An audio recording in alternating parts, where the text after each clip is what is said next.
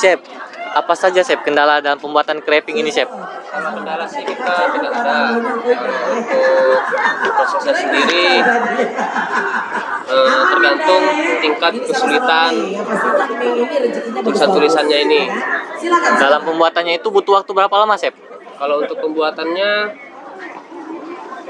bisa Kisaran maksimal 1 sampai 30 menit. 1 1 sampai jam 30 menit per satu creping itu ya Chef? per 1 buah. Per satu buah. Ya. Untuk pembuatan crepingnya ini sendiri, apakah ada kriteria buah khusus Chef untuk dalam pembuatannya itu agar lebih mudah? Kalau untuk kriteria buahnya sih, yang pasti dia semangkanya yang bagus, yang merah dalamnya, yang tidak berair. Ya tidak berair ya Chef. Ya. Ya. Untuk pembuatannya sendiri ini, apakah harus menggunakan sketsa atau tidak Chef untuk membuat Kalau kayak untuk- logo-logo gitu Chef? Kalau untuk lebih rapi kita menggunakan sketsa. Ya. Menggunakan sketsa lalu dipotong ya Chef? Ya, baru diikutin ikutin tulisannya.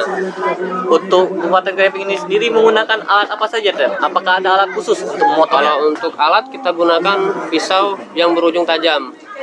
Pisau yang berujung tajam ya Chef? Ya, yang lancip. Berarti pisau dapur itu bisa juga ya Chef? Kalau Atau pisau ada pisau dapur itu- crepingnya sendiri itu? Ada khusus pisau carving. Pisau khusus creping ya, Chef, benar-benar dia namanya? tajam kan. Apakah ada keterampilan khusus Chef? Orang bisa membuat creping ini Chef? Sebenarnya semua orang pun bisa. Bisa. Kalau untuk mereka benar-benar belum tahu dengan carving, mereka nggak bisa. Harus belajar paling tidak 6 bulan sampai setahun. Untuk chefnya sendiri belajar creping ini dari berapa lama Chef? Butuh waktu berapa lama Chef? Saya sendiri sudah mulai belajar di tahun 2017 di awal.